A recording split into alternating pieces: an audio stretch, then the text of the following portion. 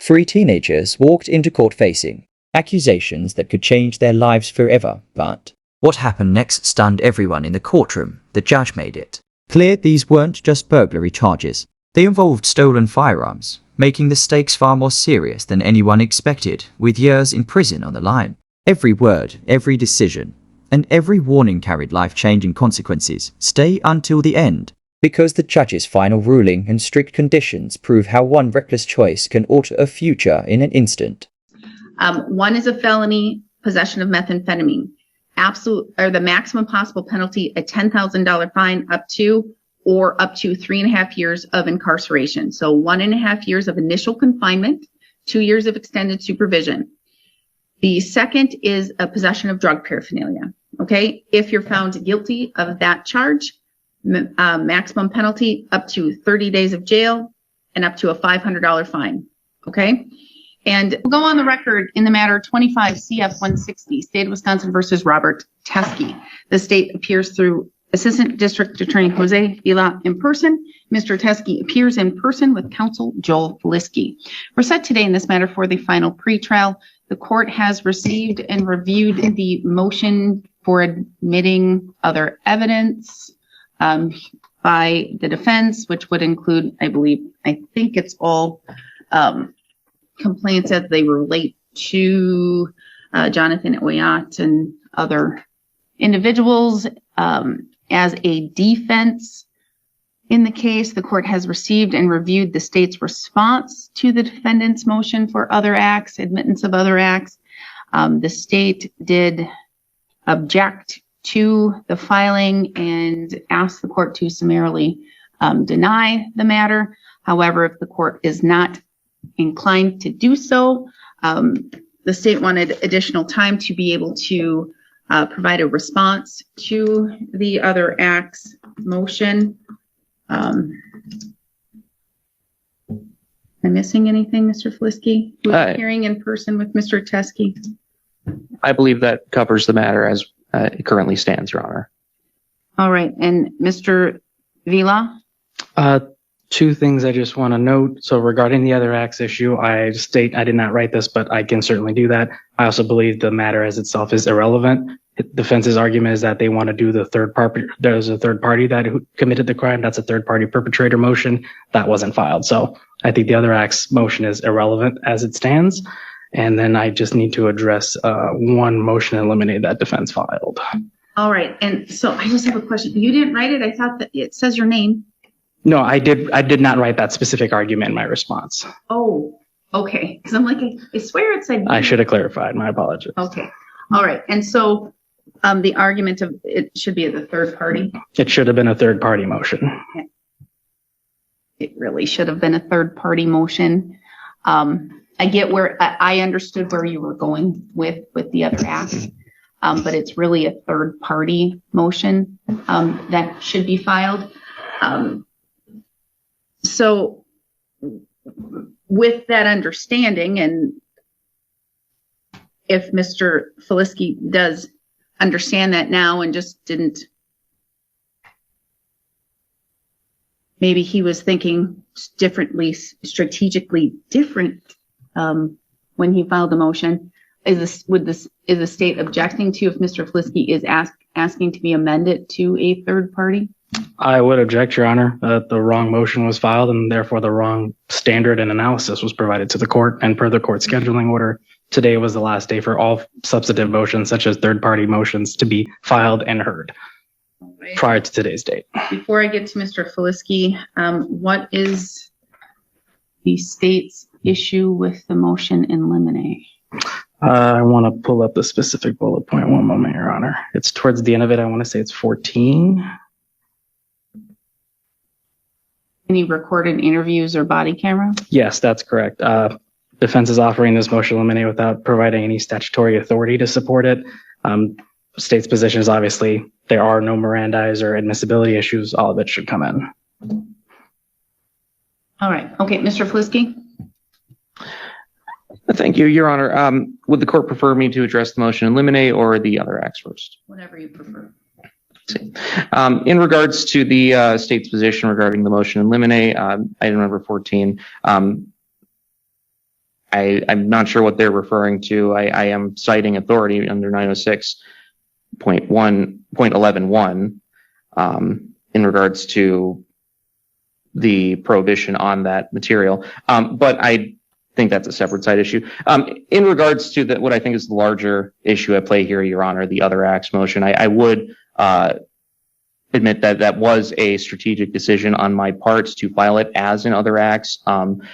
I think my argument by and large will remain more or less the same, filed as a third-party motion as the court was referring to. In regards to the state's position that this was untimely filed, while certainly would have been advantageous to have filed this in advance, Your Honor, this was filed at least a week prior to the final pretrial conference, so it is, in my opinion, timely. Moreover, I think looking at the actual evidentiary issues that are at play here, the defense is asking for admission of evidence that I don't believe is very voluminous nor especially complex. It's essentially the admission of prior convictions for a third-party witness that was involved in this matter that wasn't even charged by the state. So I would ask if the court would allow to have me amend the motion to a third-party motion and file for rescheduling to be heard on that. Thank you. When I read your motion, Mr. Polisky, I mean, it wasn't voluminous. I have to pull it up. I didn't bring the printed one in.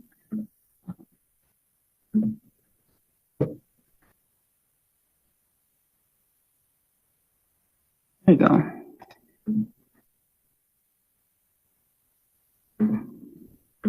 My thought and what I was going to do here today, regardless, I wasn't going to bring it up and state that I believed it was a third-party motion versus an other acts. I'm not going to have you tell me strategically why you chose what you did unless you want to. But in reviewing my scheduling order, it does also state, you know, that with regards to the, like, an other acts motion, that has 2 weeks before a jury trial. So I'm guessing that's strategically why you chose to file an other acts motion instead of a third party motion. But my thought was, we are still out to trial. We have a month before trial. We do have time to allow the matter to be heard.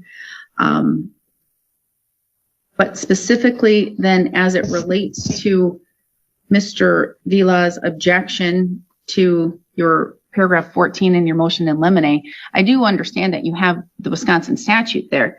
And I'm going to guess, if I'm interpreting your motion correctly, you understand that they have the ability to play recorded interviews in body camera, but just not any admissible portions, which would include if there was no Miranda or any other violations occurred.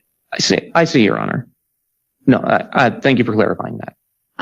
But otherwise, you're not objecting to the interviews or body camera, just to any admissible parts, correct? That's correct. And so, quite honestly, unless there is anything that you both wouldn't stipulate and agree to is inadmissible, we wouldn't need a hearing on that portion of your motion. Only if there was a segment of, let's say, minute 1 through 3, where you say that there's definitely a violation there. This would prejudice my client if the jury were to hear it. That's the only way that it would necessitate a hearing, because quite honestly, I don't know if you want me to hear things that are not inadmissible. Understood, Your Honor. But that's, again, it's happened multiple times for trials in which the court did have to make a determination on whether or not that portion can be played. But so with regards to paragraph 14, I think I understand, I believe I understand where Mr. Felisky is coming from with understanding, or do you have the same understanding? I have the same understanding now, but I do just want to put it on the record. I don't think there's any inadmissible issues with any of the body cams. So if he has a different understanding, we can certainly potentially reach a stipulation, but I have not been told otherwise.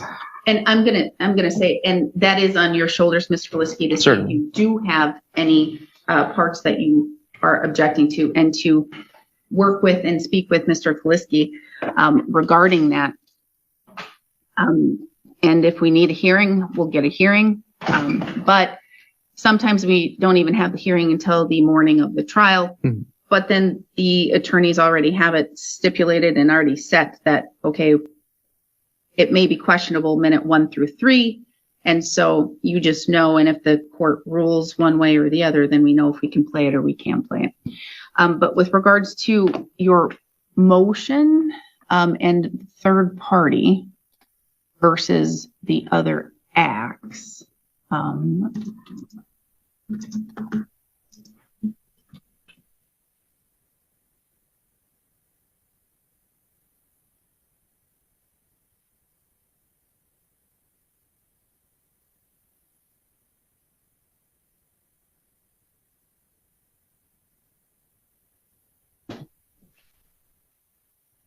I don't think that if the court were to allow the matter to at least be heard and responded to by the state, that wouldn't be too onerous for the state.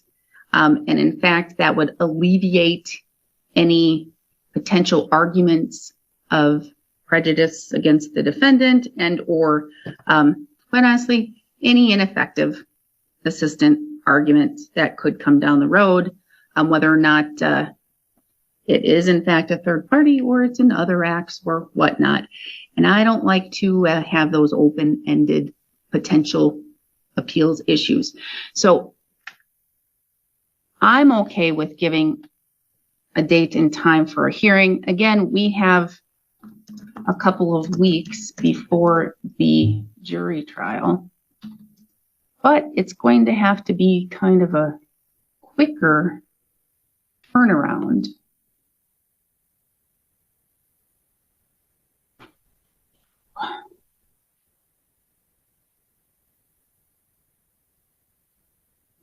Let me just try and find something.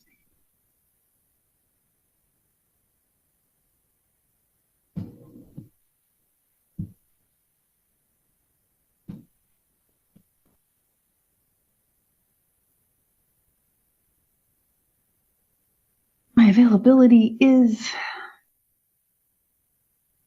next Wednesday morning. I could do 10 a.m. And I know it's a Mr. Schmidt week, and I know it's kind of quick. I unfortunately can't do next Wednesday, Your Honor. I have personal issues. Obligations. Yeah. What about Tuesday at 11:15? Tuesday the 14th? Yes. Is that too quick? That is too quick, Your Honor. Does the court have any availability on the 16th? I could make that work. No, I have a 2-day Supreme Court committee. Understood. Thursday and Friday, so I can't do the 16th or the 17th. And your week, oh my gosh, your week is completely booked. How long do you think we will need? In the alternative, I'm willing to just submit a written response and let the court make its decision that way if Mr. Felisky is okay with that. I don't object. Would you think that you would need any further argument? We wouldn't need any witnesses, correct? Perhaps a brief period for a rebuttal, but I think if the state is all right with just submitting a written response, I don't object to that. I'm perfect. That's great. Yep. All right. So when do you think, Mr. Vila, you can have your... I can get it done by next Friday, the 17th, Your Honor. Friday the 17th. And I'm going to tell you a brief rebuttal. I'm going to actually say 16th. The 16th. Yeah. I'm not going to be here, but Mr. Feliski will be able to read your response, and then he can have a short reply. And I'm only saying that because I'm going to need a chance to read this and to make a decision. And I may not, I have a lot that I may not be around for the week of July 27th through the 31st. And then boom, the next week is our trial. So, for the 16th, and can you get yours done by the end of the day of the 20th, or is that too soon if you need a reply? Looking to my calendar. No, I think that would be appropriate. Or by noon on the 21st? Noon on the 21st will work. All right. Oh, darn it. Well, I'm going to be in Polk County all day for an out-of-county matter, but I do have access to my things, and I will get it when it's filed. I can print it there. I can review it there. I can determine, get an idea of what I'm going to do, and possibly get an order done. Work? That works for the state, Your Honor. Yes, Your Honor. Okay. All right. Anything further we have to address today? One last thing on part of the state. While I am fully confident Mr. Feliski has already relayed this information to his client, I would just request a lugwood right now so he knows what the offer is. I was going to actually, well, I guess because we're not going to have a hearing. If we're not going to have another hearing, then yes, I do need to do that. So thank you. Mr. Feliski, I just want to make sure though also that you are, if you are intending to refile as a third party, then do it. If not, and you want to stand strong on another axe, then you can do that. And for strategic reasons, then you're going to have to talk to Mr. Teskey so he can understand that. Of course. But if you are going to amend and to, it wouldn't take much modification from what I reviewed of your brief, just a couple tweaking and add this law, that thing. Certainly, Your Honor. But if you're going to do that, do you think you can get it done by tomorrow? Yes, I think by end of day tomorrow, I should be able to get that done. Is that enough time for you then to be able to do your response if he is going to modify? I'm sorry, just to make sure I got this clear, the deadline for Mr. Feliski, if he wants to amend and file something else, is tomorrow. Right. Yes, the 16th end of the day, I should be able to make that work, Your Honor. Okay, sounds good. So then we have everything covered. All right. Now I need to determine what the offer was. I don't know, and I don't want to guess. Yep, nope, fair enough. The offer is for a deferred judgment of conviction, 12 months, AOD and follow through, resulting in amphetamines for cost only. Okay. And so, Mr. Teskey, I have to go over this with you, all right? Because I have to know on the record if you wish to consider the offer, or if on the record you're saying I am not even accepting the offer. Because today's the last day. You will not get an opportunity later to go, hey, Judge, I really want to change my mind. I'm not accepting it. Okay, but I still have to do my job. Okay. Okay? And I still have to go over it and let you know that if this matter goes to trial, okay, and it goes to trial, and if the jury finds you guilty on both of these charges, one is a felony possession of methamphetamine, the maximum possible penalty, a $10,000 fine up to 3.5 years of incarceration. So 1.5 years of initial confinement, 2 years of extended supervision. The second is a possession of drug paraphernalia. Okay. If you're found guilty of that charge, maximum penalty up to 30 days of jail and up to a $500 fine. Okay. And those can be ordered to be whatever the court determines a sentence is. They can be ordered to be concurrent, served together, or consecutive, served one and then served the other. This is a possession of methamphetamine felony case. I'm not saying this will happen, but because it is a felony, there is a potential that it could happen, that if you are found guilty at a trial for a felony count, the court at that date and time right after the trial could revoke your bond and have you go have to sit in jail until a sentencing. Okay. And so that would be an immediate, and again, I'm not saying that is going to happen. That is a possibility that it could happen. Okay. And so the offer here is a deferred judgment of conviction, which is a document that you enter with the state that says, as long as you abide by this condition, you don't commit any new crimes that or conduct that rises to probable cause of a crime. You do an AODA assessment. You do other certain things, and you get that documentation to the state that after a period of 12 months, the possession of methamphetamine felony is amended to a possession of amphetamine misdemeanor for costs only, no chance of jail time. Okay. With the recommendation to the court. Court can always decide, no, if you complete it, then the court can't do anything. It is simply just cost because that is what the agreement is. So do you understand the offer that's been presented to you? Yes, I understand it. And do you wish to reject that offer? Yes. Okay. And so this matter will be going to trial.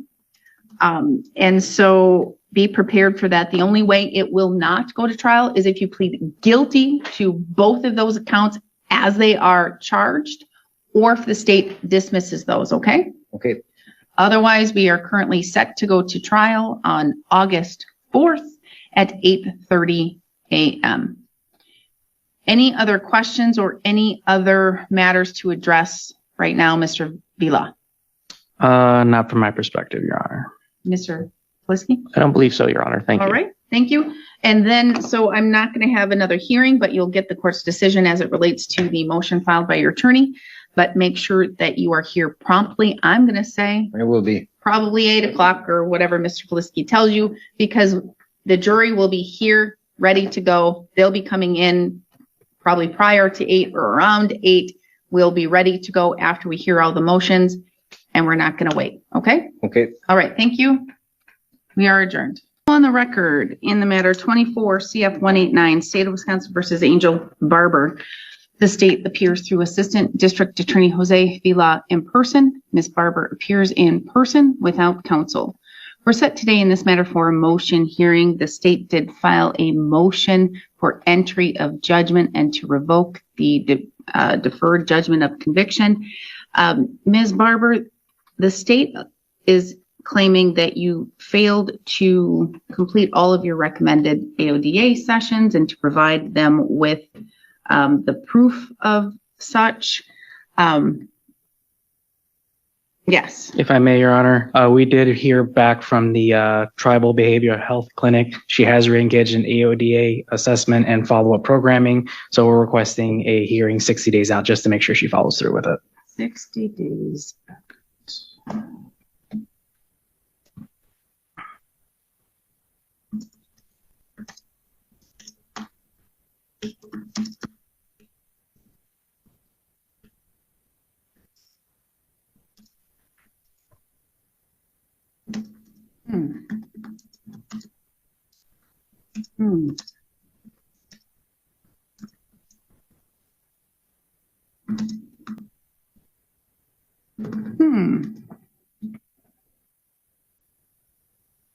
You reviewed the date of the DJOC and the motion to revoke was filed before the expiration.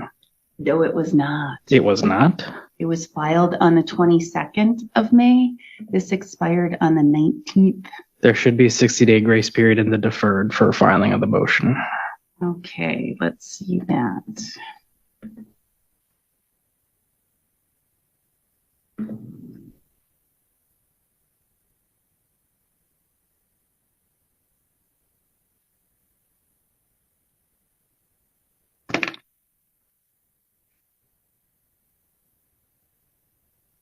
It's paragraph 12. Excuse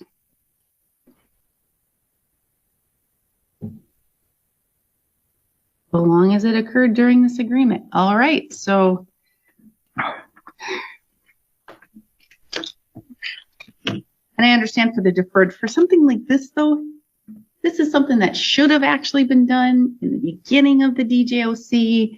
And actually, I'm probably going to look at that more when we do these, because AODAs and those types of things, and if you're going to stop engaging in those services, that's the necessary part of this agreement. You commit other crimes, all of those things, that I can understand for paragraph 12 and deferring it.